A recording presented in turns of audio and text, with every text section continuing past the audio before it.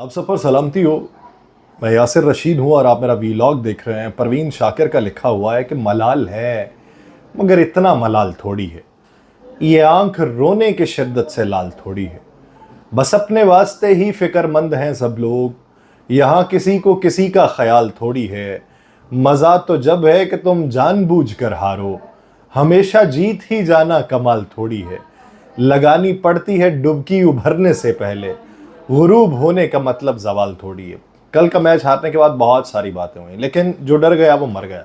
और यही डर जो है वो पाकिस्तान की कौमी क्रिकेट टीम को ले डूबा और वो अमेरिका जैसी उभरती हुई टीम से मात खा गई। रात डैलस में पूरी कौम ने बेबसी से पाकिस्तान को हारते हुए देखा और अवाम गमो गुस्से में तिलमिलाती हुई सो गई। इस बड़ी शिकस्त पर किसको कसूरवार ठहराया जाए? क्या इसकी जिम्मेदार सिलेक्शन कमेटी है, जिसने औसत दर्जे से भी कम कारकर्दगी दिखाने वाले खिलाड़ियों पर मुश्तमिल कौमी टीम बनाई? मिडिल ऑर्डर हमारा कमज़ोर था, लेकिन हमें कल टॉप ऑर्डर पे लाले पड़ने लगे। 7 रुकनी सिलेक्शन टीम है हमारी। उससे कौम ये पूछती है कि आपके चुनाव ने हमें जिस अजियत से गुजारा है उसकी जिम्मेदारी लेते हुए इस्तीफा देंगे या घरों को जाएंगे या फिर चुप साध के बैठे रहेंगे। हम दुनिया की वाहिद टीम होंगे जिसकी सिलेक्शन कमेटी का कोई चेयरमैन नहीं है और ना ही हमारा कोई नायब कप्तान है।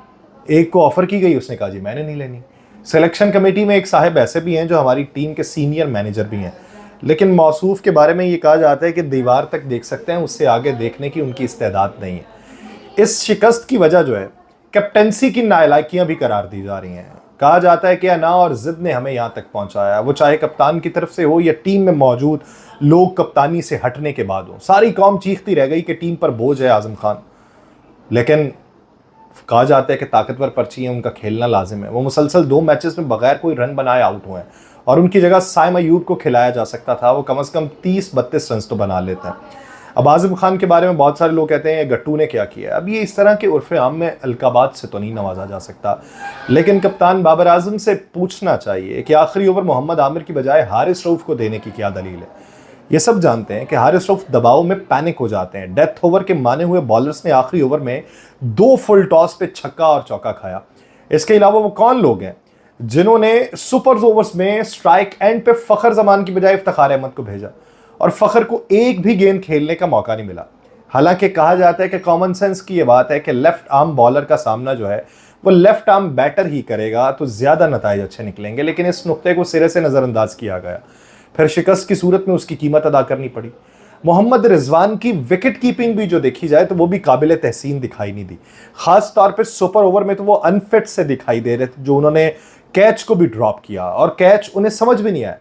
भारतीय क्रिकेटर हैं जोगिंदर शर्मा, उन्होंने कई साल पहले ये कहा था कि पाकिस्तान की टीम जो है वो दुनिया की बेहतरीन टीम है, लेकिन उनसे प्रेशर संभाला नहीं जाता और दबाव में ये लोग बदहवास हो जाते हैं और गलतियों पर गलतियां करते हैं। जोगिंदर शर्मा की ये बात दुरुस्त दिखाई देती है कि कोई भी एक खिलाड़ी ऐसा नहीं था जो प्रेशर को हैंडल कर सके। और हमारे मुकाबले में अमेरिका की टीम वो पैनिक ही नहीं हुई। जो प्लान लेके वो मैदान में उतरी उसी पर अमल पैरा रही। कामयाबी ने उनके कदम चूमे। थके हुए असाबों के मालिक हमारे खिलाड़ी हमारी शिकस्त का मौजब बने।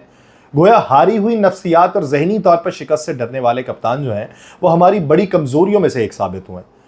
यही हालात रहे तो हमारा सफर जो है वो वर्ल्ड कप T20 में इसी स्टेज तक रह जाएगा और शायद कौमी टीम सुपर 8 के मरहले तक पहुंचने की जहमत ही ना करे, क्योंकि हम इब्तदा से इवैल्यूएशन तो कर सकते हैं ना कि जो इब्तदा में पहली बार वर्ल्ड कप में आई हुई टीम से अगर हार जाए तो अगला मैच इंडिया के साथ किस जज्बे से खेलेगी।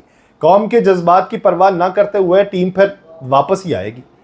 हमारी टीम ने पहले शिकस्त को फतह में बदला और आखिर में फतह को फिर शिकस्त में बदल दिया, और यह सच है। भारत के साबिक जो क्रिकेटर हैं युवराज सिंह, उन्होंने T20 वर्ल्ड कप के अंदर पाकिस्तान की अमेरिका के हाथों शिकस्त के बाद सोशल मीडिया पर एक बयान जारी किया। अगर आप युवराज सिंह के बयान को देखें तो आपको उसमें कोई बायसनेस नहीं दिखाई देगी।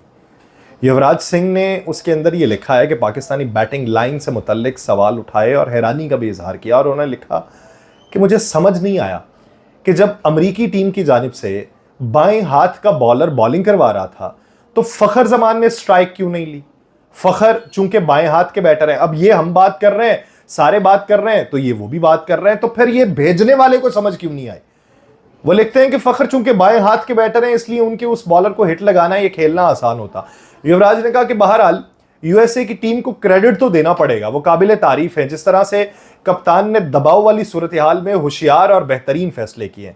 अब जहां पे युवराज सिंह की बायसनेस नहीं दिखाई देती, वो क्या लिखते हैं कि अब पाकिस्तान को भारत के खिलाफ लाजमी जीतना होगा और उन्हें यकीनी तौर के ऊपर अपनी बैटिंग और फील्डिंग में अच्छी कारकर्दगी दिखाना होगी, क्योंकि भारत का वर्ल्ड कप इवेंट में मजबूत आगाज हुआ है, इसलिए उसे हराना मुश्किल होगा। 1999 में 50 ओवर्स के वर्ल्ड कप की अगर बात करें तो 29वें मैच में बांग्लादेश ने पाकिस्तान को 62 रन से हराया था।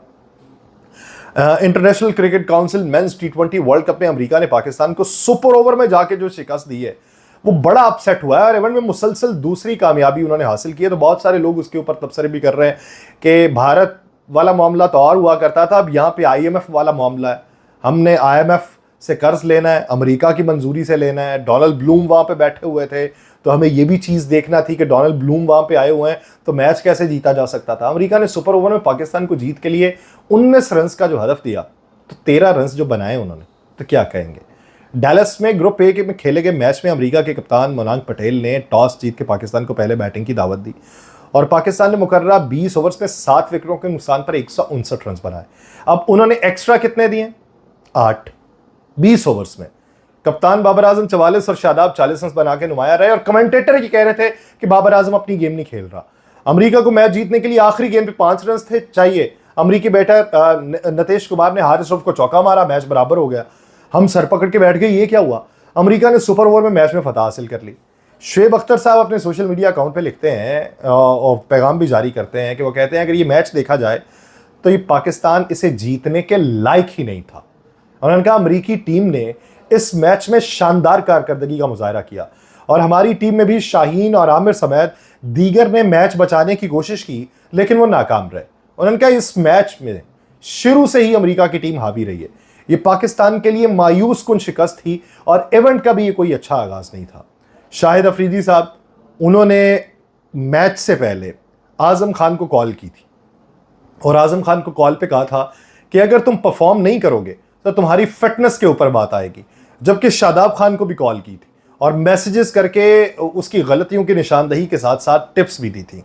जो कॉल उन्होंने आजम खान को की थी शाहिद अफरीदी ने, उस कॉल में उन्होंने ये निजी मीडिया से गुफ्तगू करते हुए शाहिद अफरीदी ने बताया था कि जब भी कोई खिलाड़ी मुश्किल वक्त से गुजर रहा हो मैं उसे बतौर सीनियर कॉल करता हूं और कई अरसे से मैं ये देख रहा हूं कि आजम खान के ऊपर सोशल मीडिया पर बहुत तनकीद हो रही है।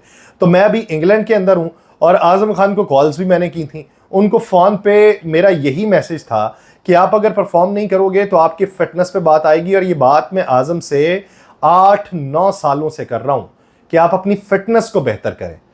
तो ये बात उन्होंने की तो बातें वो सारी करना शुरू हो गई। अब मुख्तलिफ अलकाबात से उसे नवाजना शुरू हो गए और मैच में भी हमने देखा कि जब वो वापस पवेलियन को लौट रहे थे किसी ने कोई बात की तो उन्होंने गुस्से का भी इजहार किया। शादाब खान को जो कॉल की तो उन्होंने कहा कि मैंने इंग्लैंड से आखिरी मैच के दौरान मैंने खुद शादाब को कॉल्स, मैसेजेस और वीडियोस कॉल करके उनकी गलतियां बताई। मैंने शादाब से ये कहा था कि मुझे आपसे पहले वाला शादाब नज़र नहीं आ रहा।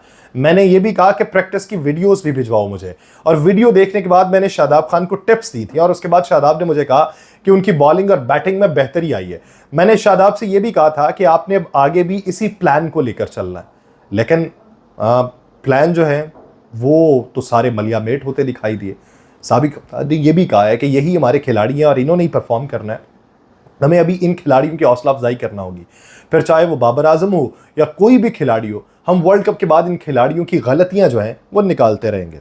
लेकिन यहाँ पे एहतसाब फौरी होता है और एहतसाब क्रिकेटर का वो तो उससे भी फौरी होता है। अब देखिए कि अगले मैच में कौन सा प्लान लेके उतरते हैं। बॉलिंग के मुताबिक क्या फील्डिंग प्लान तरतीब दिया गया था, अब उसमें क्या बेहतरी लेके आएंगे और आसाब के ऊपर मजीद प्रेशर को सवार करके आएंगे या उसे जायल करके आएंगे, ये अगले मैच में देखते हैं। मुझे दीजिए इजाज़त, अल्लाह ने